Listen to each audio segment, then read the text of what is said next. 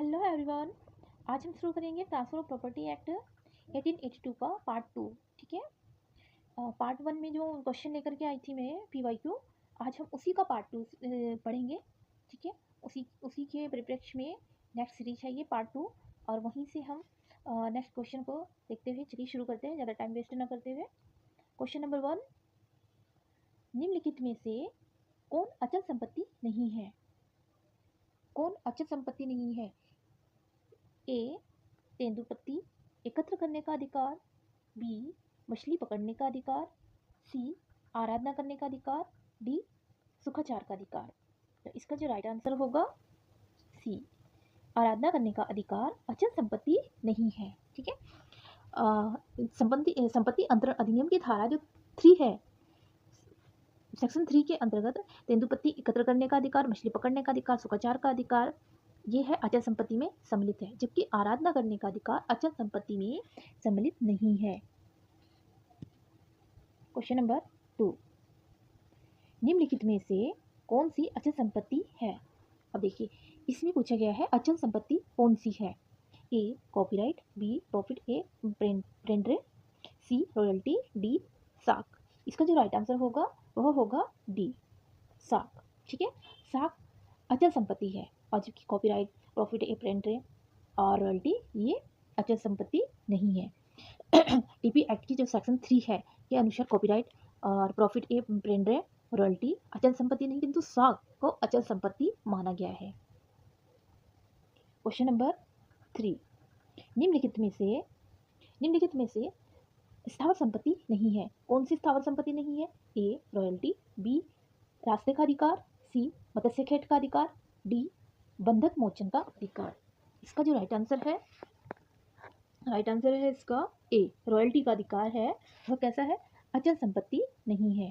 ठीक है। रॉयल्टी को अचल संपत्ति नहीं माना गया है। शेष अपनी प्रकृति एवं न्यायिक निर्वचनों में स्थावर संपत्ति मानी जाती है। ठीक है। इसका जो राइट आंसर होगा ए, रॉयल्टी। क्वेश्चन नंबर 4, संपत्ति अंतरण अधिनियम के अंतर्गत भूमि में निविष्ट चीजें सम्मिलित की गई है। भूमि में निविष्ट चीजें सम्मिलित की गई है। परिभाषा में कौन सी चीजें सम्मिलित की गई है? ए, स्थावर संपत्ति की, बी, मूर्त स्थावर संपत्ति की, सी, भूबद्ध की, डी, अमूर्त स्थावर संपत्ति की। इसका जो राइट आंसर होगा सी, भूबद्ध की। ठीक है। संपत्ति अंतरण अधिनियम की जो धारा 3 है, इसके निर्वचन खंड से संबंधित है। ये जो क्या है, इसके निर्वचन खंड से संबंधित है। ठीक है। अब इसमें भूबद्ध से क्या विपरीत है? ए, भूमि में मूलित जैसे पेड़ व झाड़ियाँ जो भूमि को जकड़े हुए और भूमि के अंदर है। ठीक है। वह क्या है? भूमि में मूलित है, और उनको भूबद्ध से अभिप्रेत ये है कि जो भूमि के अंदर है, भूमि मतलब जिसकी जड़ें, जैसे पेड़ है, पेड़ की जड़ें भूमि के अंदर होती है, और वह भूबद्ध है।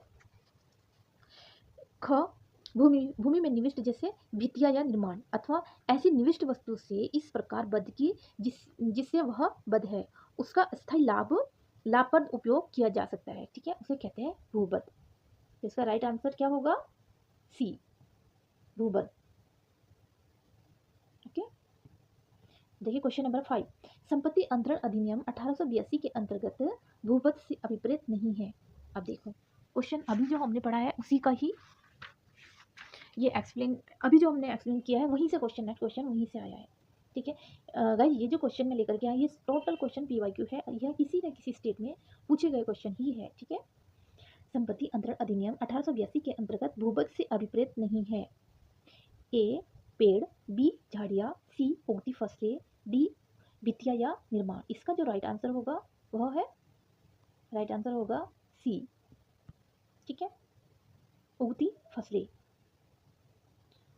क्वेश्चन नंबर 6, निम्नलिखित में से कौन सा अनुयोज्य दावा है? अनुयोज्य दावा कौन सा है? ए, बंधक, बी, मध्यवर्ती लाभ, सी, डिक्री, डी, भविष्य निधि। इसका जो राइट आंसर होगा वह क्या है? डी। आंसर होगा डी, भविष्य निधि। भविष्य निधि अनुयोज्य दावा है, जबकि बंधक ऋण, मध्यवर्ती लाभ और डिक्री अनुयोज्य दावा नहीं है। Question number 7।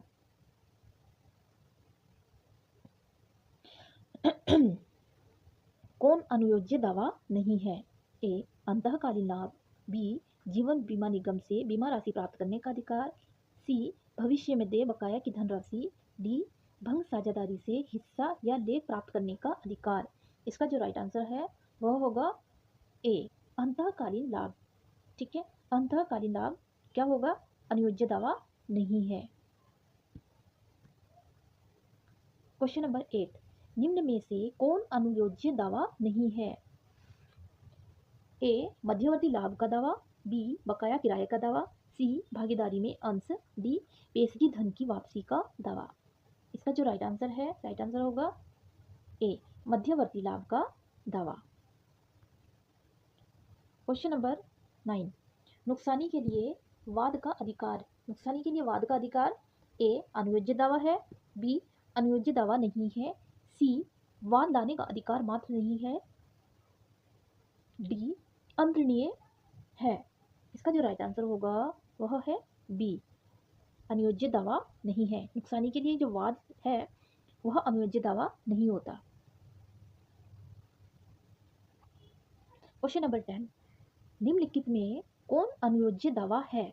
ए मुस्लिम महिला का प्रदत्त मेहर का दावा, बी अपकृत विधि के अंतर्गत नुकसानी का अधिकार, सी मध्यवर्ती लाभ के लिए दावा, डी किसी पुस्तक का प्रतिलिप्याधिकार मीन्स कॉपीराइट। ठीक है, इसका जो राइट आंसर होगा वह है ए मुस्लिम महिला का अदत्त मेहर का दावा। क्या है ये? अनुयोज्य दावा। विवाह में तय किए गए मेहर की राशि का भुगतान पति द्वारा नहीं किए जाने पर वह धनराशि पति पर ऋण मानी जाती है। मुस्लिम विधि द्वारा अपने इस अदत्त मेहर की धनराशि प्राप्त करने का न्यायालय में दायर किया गया वसूलीवाद अनुयोज्य दावा है। अनुयोज्य दावे को संपत्ति अंतरण अधिनियम की धारा 3 में परिभाषित किया गया है। क्वेश्चन नंबर 11, कौन सा अनुयोज्य दावा है? ए बकाया किराया का दावा, बी भविष्य निधि, सी भागीदारी में भाग का दावा, डी ये सब। इसका जो राइट आंसर होगा वह है डी ये सब।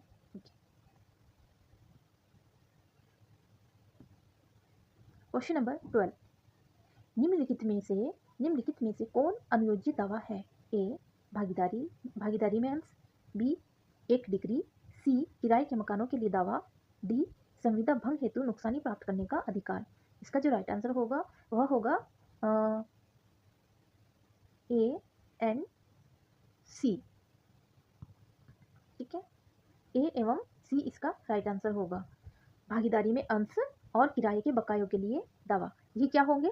ये एक्शनेबल पर से होंगे, मीन्स अनुयोज्य दावा है। ओके, क्वेश्चन नंबर 3, चलिए इसको थोड़ा सा एक्सप्लेन कर लेते हैं इस क्वेश्चन को ना। देखिए, संपत्ति अंतरण अधिनियम की जो धारा 3 है के अंतर्गत भागीदारी में अंश तथा किराए के बकायों के लिए दावा अनुयोज्य दावा है, और धारा 130 के अंतर्गत अनुयोज्य दावे का अंतरण ऐसे लिखत के रूप में निष्पादित किया जाएगा जो अंतरक या उसके प्राधिकार अभिकर्ता द्वारा हस्ताक्षरित होगा। ओके, आई होप ये क्वेश्चन आपको समझ आया होगा। क्वेश्चन नंबर 13, निम्नलिखित में से कौन एक अनुयोज्य दावा नहीं है? अनुयोज्य दावा नहीं है कौन? बकाया किराए के लिए दावा, इसको अभी ही हमने पढ़ा है, बी फर्म में भागीदारी, सी व्यापार के फायदे पर अधिकार, ऐसे कर्ज जो अचल संपत्ति के बंधक से प्रतिभूत हो। ठीक है, इसका जो राइट आंसर है, राइट आंसर होगा डी अनुयोज्य दावा नहीं है। ये पूछा गया, ऐसे कर्ज जो अचल संपत्ति के बंधक से प्रतिभूत हो, ये क्या है? ये अनुयोज्य दावा नहीं है। क्वेश्चन नंबर 14, साझेदारी का हिस्सा संपत्ति अंतरण अधिनियम 1882 के अंतर्गत अनुयोज्य दावा नहीं है। कौन सा अनुयोज्य दावा नहीं है? ए साझेदारी का हिस्सा, बी पेशगी को वापस लेने का अधिकार, सी किराए के बकाया का दावा, डी कॉपीराइट। इसका जो राइट आंसर है, राइट आंसर होगा डी कॉपीराइट। ठीक है, कॉपीराइट को अनुयोज्य दावा नहीं माना जाता। देखिए, इस क्वेश्चन को हम देख लेते हैं। संपत्ति अंतरण अधिनियम की धारा जो 3 है के अंतर्गत साझेदारी का हिस्सा एवं किराए के बकाया का दावा, पेशगी को वापस लेने का दावा अनुयोज्य दावा है। ठीक है, जो साझेदारी का हिस्सा होता है और पेशगी को वापस लेने का अधिकार होता है, और जो किराए के जो बकाया होते हैं, जो भाटक हम प्राप्त करते हैं, वो ये सब क्या है, एक्शनेबल पर से होते हैं, अनुयोज्य दावा होते हैं। लेकिन कॉपीराइट जो है, कॉपीराइट अनुयोज्य दावा नहीं है। ठीक है, क्वेश्चन नंबर 15, संपत्ति अंतरण अधिनियम 1882 के अंतर्गत निम्नलिखित में से कौन अनुयोज्य दावा नहीं है? ए, जीवन बीमा निगम, जीवन बीमा पॉलिसी के अधीन देय धन प्राप्त करने का अधिकार। बी, बिक्री के अंतर्गत देय धन प्राप्त करने का अधिकार।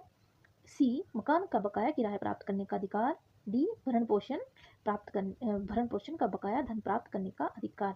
इसका जो राइट आंसर है, राइट आंसर होगा बी, बिक्री के अंतर्गत देय धन प्राप्त करने का अधिकार अनुयोज्य दावा नहीं है।